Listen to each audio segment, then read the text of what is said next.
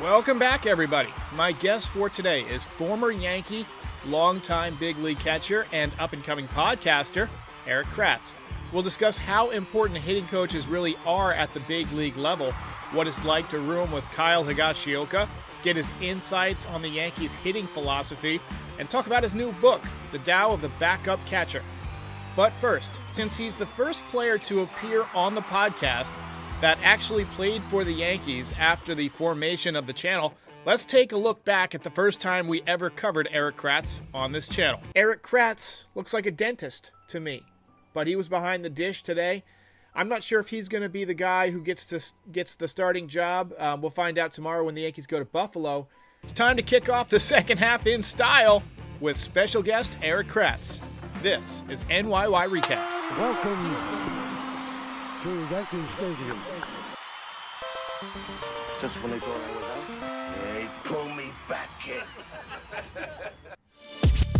All right. Welcome back, everybody. Welcome back, Erik Kratz, DDS. How's it going, man? Whatever a dentist that goes to JUCO would be, that's probably what the degree that I would have gotten. Hey, that's a dentist that I go to, obviously.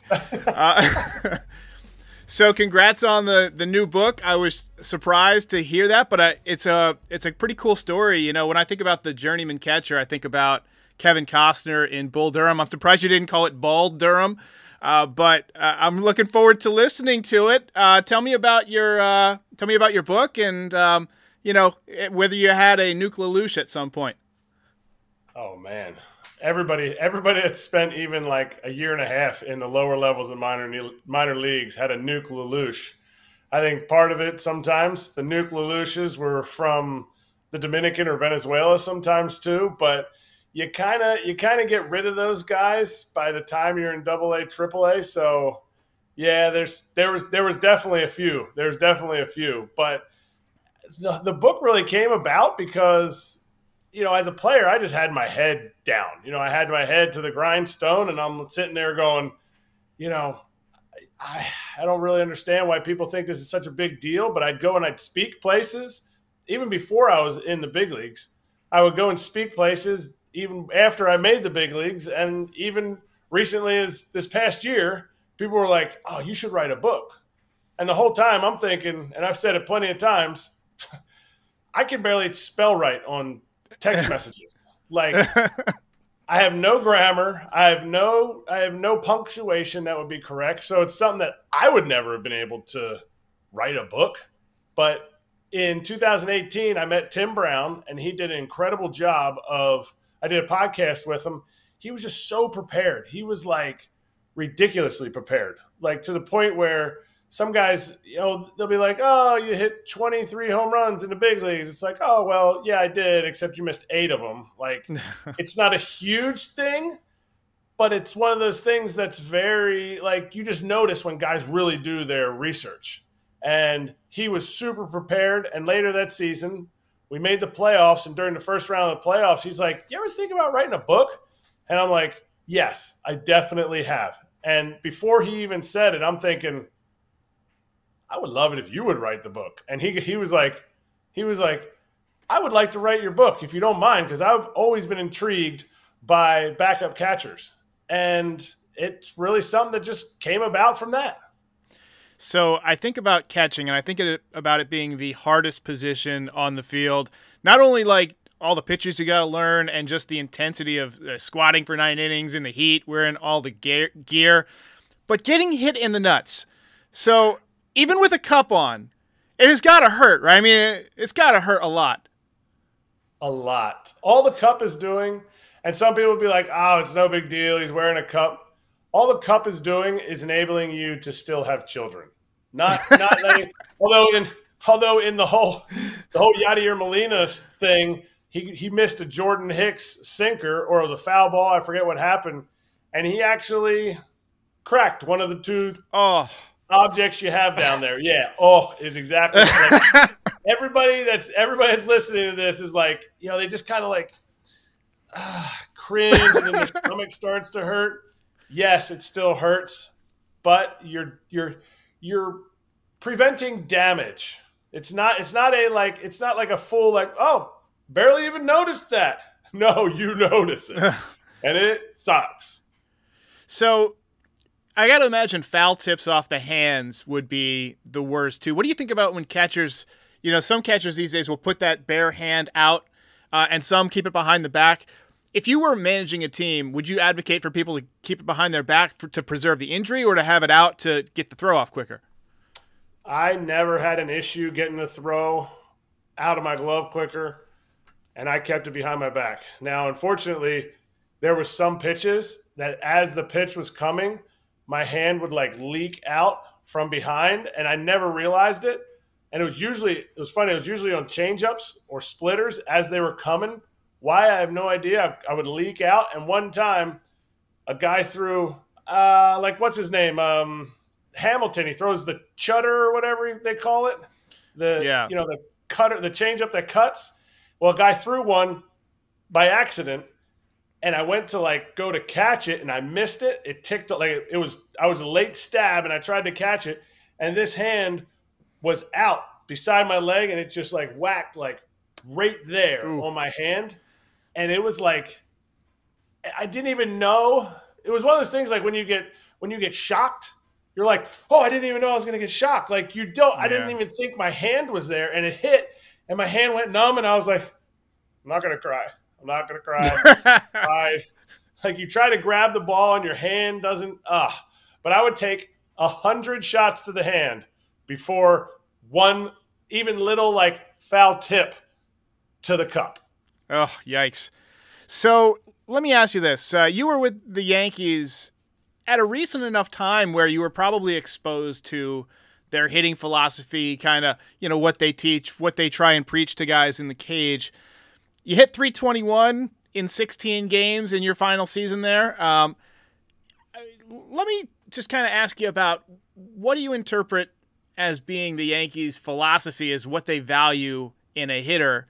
We see consistently low averages. Is that something they even care about? Is that something that they might want to care about more? I think as much as it will never be the case, average is a secondary stat for them. They're worried about on-base percentage and OPS. So, just your combination of on-base percentage and slugging. But if you sit there and you go, and this is where I think analytics gets it wrong, and I think some of the people that are making decisions with the Yankees, I saw it when I was there, and I see it more now. Obviously, I haven't been there in 3 years, but it's the same prevalent decisions that they're making is if they think if a guy hits the ball super hard and he has a high on-base percentage, he's going to be a productive player. Absolutely. I agree with you. The difference is if you don't hit the ball out of the ballpark and you swing and miss at too many pitches in the zone. So what I'm saying is you have to be able to hit the ball hard all over the plate, not just right down the middle, which they value swing decision. They value how you crush the ball, basically, is their analytical wording. Then they're like, oh, well, that's super value. Well, the issue is guys are striking out too much and not doing enough damage, which in the big leagues just means we're going to throw it in the strike zone. You see it right now with Josh Donaldson. I think he has 11-ish home runs or 9 home runs and 11 hits. His damage to swing ratio is huge. The issue is I'm okay giving up a solo home run to him. So when nobody's on base, right, I'm coming right at him. You get walks. You don't just walk because you do have to know the strike zone. Absolutely, 100%. You have to know the strike zone. But you don't get walked if you don't do damage. And sometimes they're putting those two things together synonymously when they're actually two separate things that are happening. And I think too much it's tailored to everybody do that exact same thing. Let's put it this way. I heard Kyle Higashioka being told by somebody in the front office, analytics department, whatever it was, being told, hey, you have an OPS of, I think he said 1472 on balls right down the left field line. And Kyle was like, they were like, you should probably hit it there. Kyle was like, I'm pretty sure everybody has an OPS on balls hit right down. Like, nobody plays down the left field line. Like, that's where I get doubles and where I get poolside homers. Like, Right. The best hitters drive the ball to all parts of the ballpark. But that person was not in any way trying to hurt Kyle, be joking or anything like that. He was just trying to tell him, hey, this is where your most damage is. Cool. Absolutely great information. But that doesn't make a good hitter. And that's where I think Sean Casey coming in is going to take that and go, well, no duh.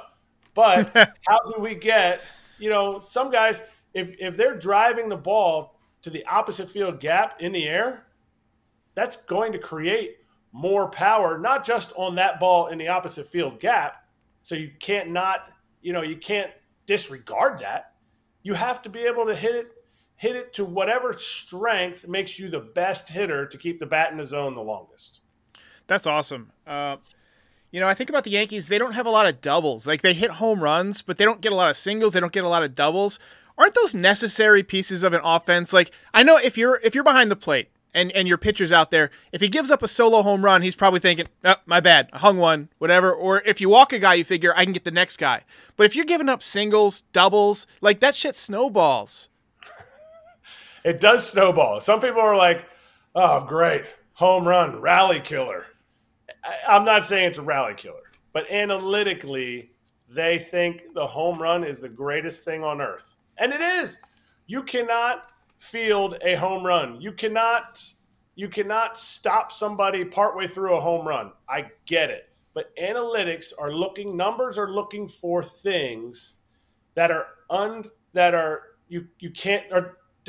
undeterred by your opponent.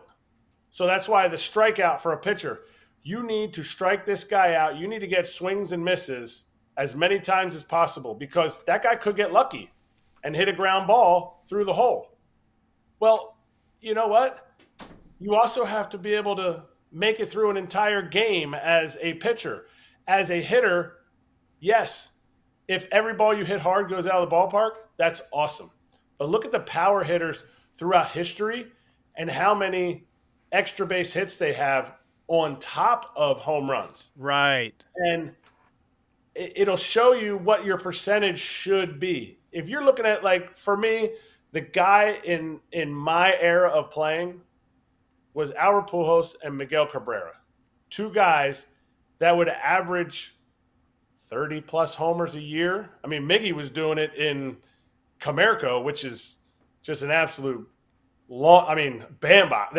That ball is never getting out of Comerica, and he was banging balls out of the ballpark. But he was also putting up 30 to 40-plus doubles a year. Hitting 350. And 350 because he's putting the bat on the ball, and he has a hit skill.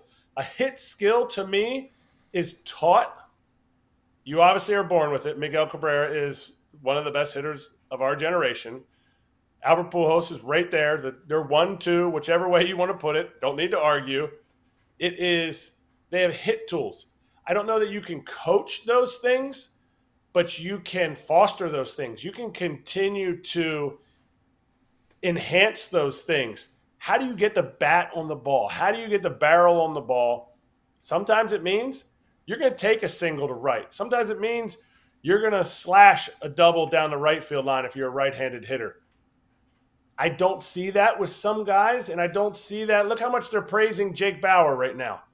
Incredible eye of the plate. Wow, what a great eye.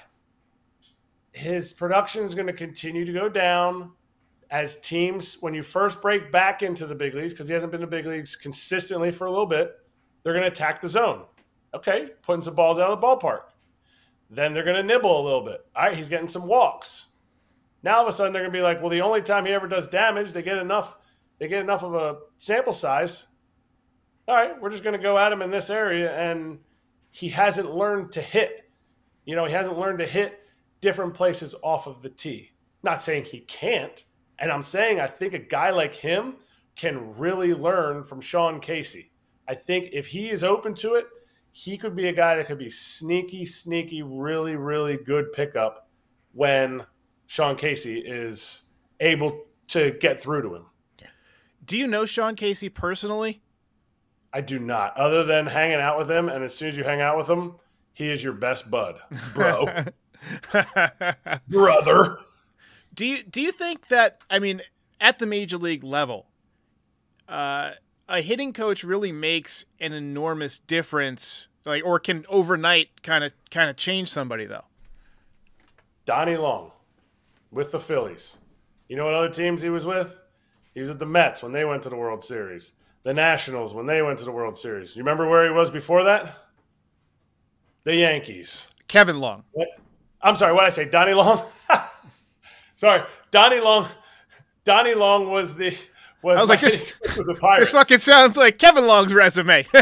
No. Sorry. Kevin Long can make a difference. Yeah. And there are plenty of other guys out there that do make a difference. And yes, it's the relationship. But it's also being able to meld your ideas. Kevin Long talks about getting your foot down. You got to get your foot down. And whatever that means for some guys, it is completely different. He's not like, all right, everybody widen out and get your foot down. Well, it's not going to work very well. It's just not. And it's one of those things where you have to be able to talk to guys on their level, on their educational level, on their attention span level, on their hitting ability, their athletic ability. If you go to Aaron Judge and tell Aaron Judge to do something and me to do something, the exact same thing, you're not going to get the same results. You're just not. It won't happen. And I think Case does a good job of that because he was a hitter. Doesn't mean he didn't know the numbers. He definitely knew the numbers. I heard him talk about the numbers, but he was also a hitter. That was my qualm with Dylan Lawson. And look, I kind of look at Dylan Lawson as just a symptom of a larger problem. Yeah. But, he was a guy who never had to hit Roger Clemens. He never had to hit any of these great pitchers, Pedro Martinez. And I always thought the Yankees have this wasted resource. They got guys like Paul O'Neill in the broadcast booth when he could be in the dugout helping out, helping these guys get better as hitters. I think there's a sense, too, of humility that you have to have as a hitting coach. And not all great hitters are good hitting coaches because they're it was Boudreau was his name. He played in the late 80s and he was a hitting coach in AAA with the Blue Jays back in 2005, I think, 4 or 5, I think. And he was like, we were just talking hitting one day in the cage, rain delay in Syracuse. He's like, hey guys, he's like, I love hanging around talking hitting with you guys. And guys started popping questions. He was like a 300 hitter in the big leagues for a few years. And they're like, hey, tell us what you used to think when you used to see the ball away. He's like, you know what I used to do? Boudreau was his name. And he had, from Louisiana. And he's like, hey, you know what I did? I'd see that fastball away and I'd just go bam. I'd go bam on that fastball away. And he goes, and sometimes they'd try to throw a curveball. That curveball, that one that hangs up there right in the middle. You know what I did? I went bam. And I just hit that one in the right center field gap. And when they came inside, I would go like this. And he'd take his hand and go, I go bam. And that's how I did it. It's really not a tough game. And so he'd be flipping and he'd be telling guys, hey, you see that inside? Just bam, right to it. And you're like, bam, I just rolled over on it. Yeah. In softballs. So, no, not everybody can do it, but they do have a lot of great resources. And I think Dylan Lawson is a great resource if he is executed at the right tempo to guys. If he is, if he's connecting with guys. And you are the worst hitting coach when teams are not hitting. Yeah. That sounds so elementary and naive. But it's true. If they came out, he was the hitting. Do you know when they hired Dylan Lawson? It was last year after they fired Timms. Right. So right before the season last year, he becomes the hitting coach. And you remember what they did in the first half? I think they played pretty well. They were They hit, yeah. killing 62 and 23 start, I believe. Something like that. ridiculous. Like, Yeah. they were already planning the parade route. A lot of that was pitching, though, to be fair. Their pitching was lights out. Absolutely, it was lights out. They had the best ERA in baseball, the best closer, Clay Holmes. Nestor was going to an all-star game. Cole was just doing what Cole does. But then the offense started to crater. Yeah. Jose Trevino, who was doing unbelievable, hasn't been the same since the all-star game. And so what changed? Was it a change in philosophy? I doubt it. Hitting coach was the exact same. But you got to be able to make adjustments. The league, doesn't matter how good you are, the league will adjust to you. Because baseball, guys are haters. Guys are like, oh, yeah, Mike Trout. Well, he doesn't have a great arm. You know, oh, he's a great hitter. Oh, all you have to do is throw a fastball up. You know, people make it sound like they know how to get people out. Well, most of the time in the league, they make the adjustment. And I think that's where Dylan kind of lost it, maybe. Now, this is all speculation, but he lost that ability to make the adjustment at halftime of a football game. And They really haven't gotten it back. Well, I told you I'd keep you fairly short, so I got just a couple more questions from you. I got a stat from Baseball Reference 2019. You tied Brett Gardner for the league lead in total baldness. I'm 3 years younger than you, and I'm headed there myself. So any tips to transitioning to that Heisenberg look? Goddamn. It is really the Heisenberg look is it really helped out bald guys. Breaking Bad really helped out bald guys. But honestly, you own it. You own it because the reality is you got to have confidence in yourself, because if you're almost to being bald, that means you don't have very good friends. I look back at some of my pictures.